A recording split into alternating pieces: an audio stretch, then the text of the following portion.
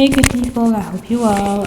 Today we're going to talk about again the VP of Bud Light. The group names. I actually thought with all the dilemma that actually was around Bud Light, Dylan, and the VP, that people want to be, it seems like people were not satisfied with just being normal and decided to just go, somehow crazy about. But it's like there's no more limit. When you get to a place, a good place, you have to push yourself to bring some craziness to be relevant about yourself. Alicia, that is her name, the name of the VP. So she was interviewed with Make Yourself at Home people, and this is actually a part of it is what people are actually talking about on the internet. So let's watch it. Women in community, that's so important to me, and I think another time when it's so crazy what she says that.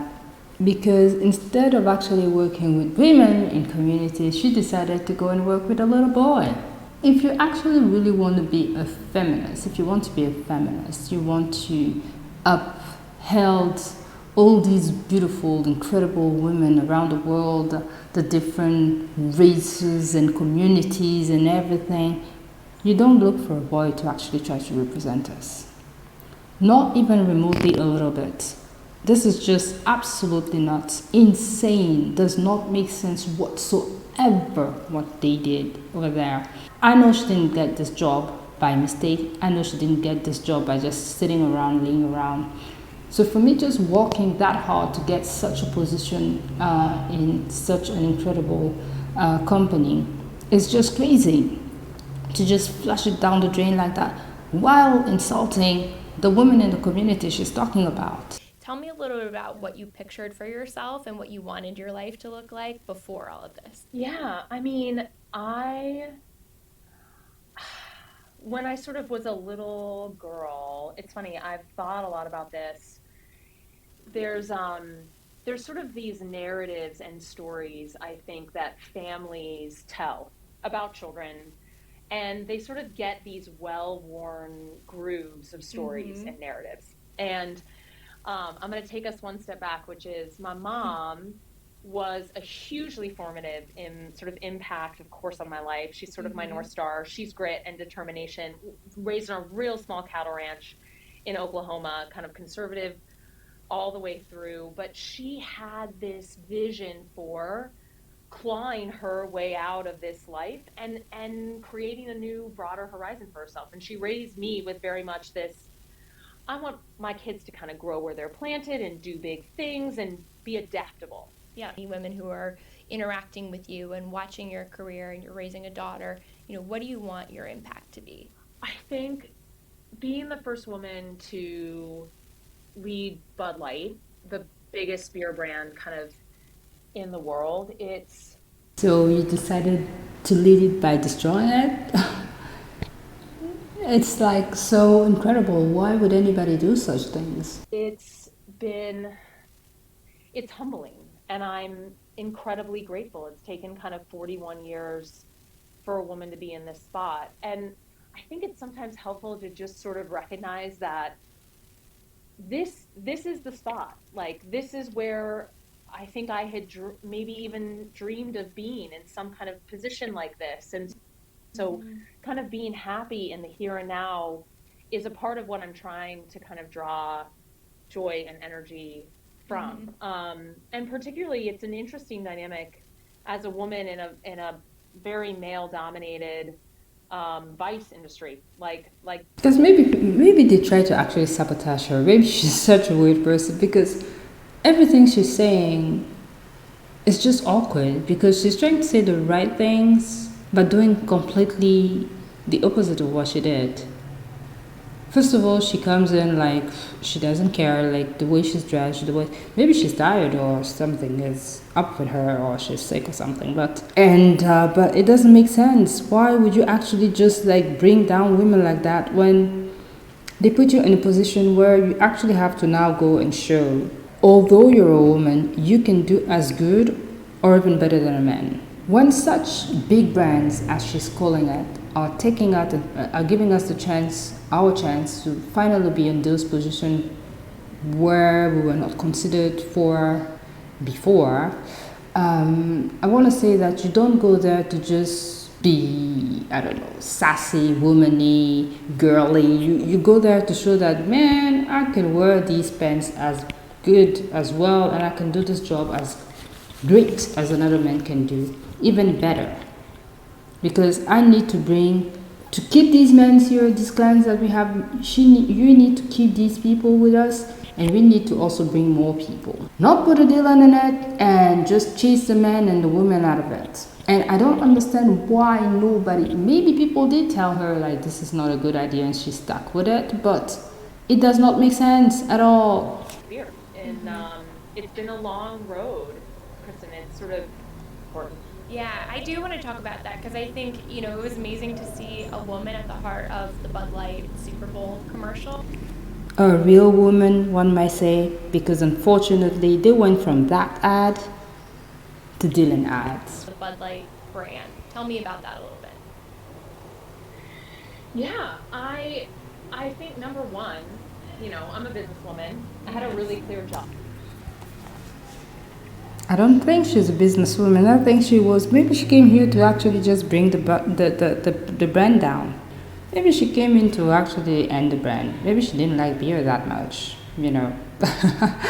Because you're a businesswoman that loves losing money. That is not called business. That is called something crazy. I don't know. But no, this is not business at all. When I took over Bud Light, and this brand is in decline. It's been in decline for a really long time. And if we do not attract... And now it's on free fall.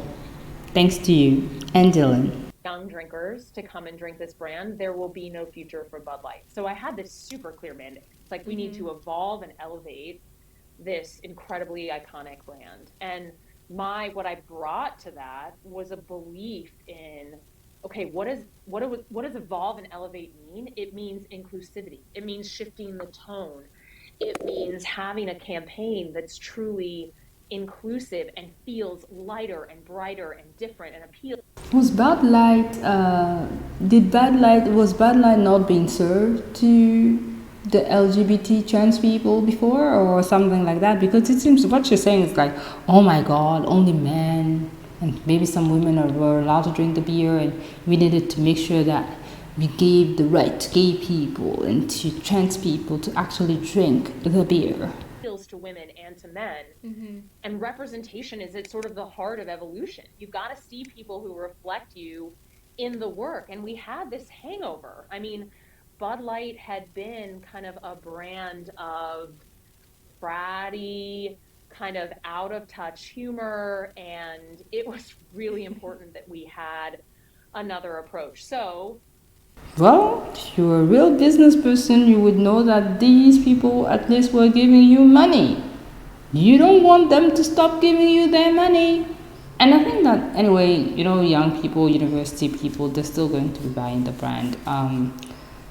But unfortunately, the one that actually started drinking that, and they were drinking it for like 30 years plus, when you actually start losing these people who were just like your ride and die, there's a problem with that. This is definitely not the route to go. This is a sad situation for even a woman, because some of us know how hard it is to really try to get positions that are only for men around the planet.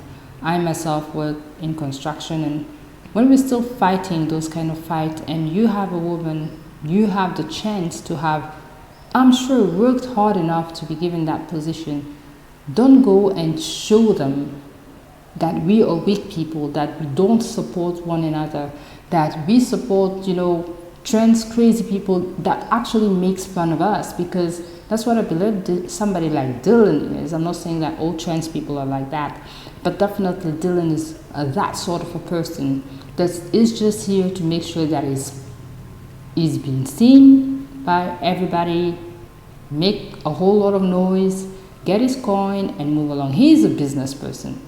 But you, man, you just screwed up women and a brand. Long story short, Super Bowl spot, fast forward, I cast an incredible female choreographer who just brought incredibly positive, amazing energy to the spot. we cast Miles Teller and his wife Kelly Teller.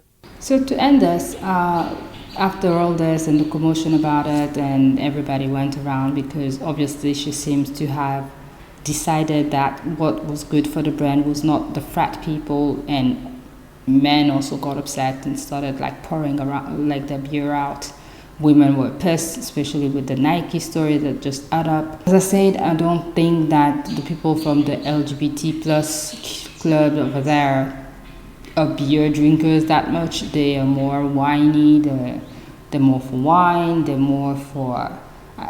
They don't. I don't. They don't really look like the beer kind of people. First of all, then you're trying to throw out also the people from frat. Blame yourself, because after that, I suppose maybe she had pissed one of her friends off from university or something, who decided to actually share some pictures with us, which we could laugh about, because from the New York Post over here, you know, party mode, fratty mode, the mode that she doesn't want us to see. Then this is her again, drinking what? Booze fest, you know. It's not a bud, but you know, it's a beer. When this is probably the most yourself have bought beer, have partied, and you have the opportunity to have gone to university and have incredible parties. We know that this is something we don't even want to erase. We actually want to say that whatever happened at university frat party stays at university frat party, because we're too ashamed to talk about it with our kids and everything. But it is part of life. It is part of just letting go and just, exploring and everything. This is part of it. To just actually, maybe she even got the job thanks to that picture. And now she's just trying to make sure that, at the end of it, if you don't want the job, just give it to somebody else. But nobody wants to be serious anymore. Everybody wants likes and dislikes and be inclusive. No, we don't need to be inclusive about everything and everything. We don't need that. We need the world to be at peace. If somebody says, I don't like you, deal with it.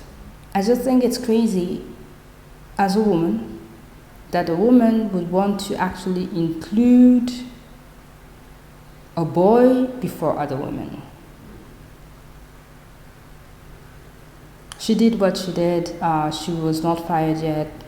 She can't really get fired because, sometimes now perspective is a lot of things. If she gets fired, it can actually, Bud Light can actually lose more, because they have now lost $6 billion since the beginning of all this craziness.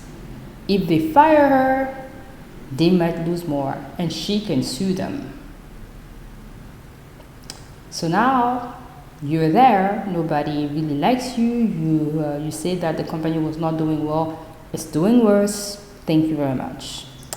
Tell me what you think in the comment section. Give it a like, subscribe. We'll see you in the next one. It was Faceless. Ciao.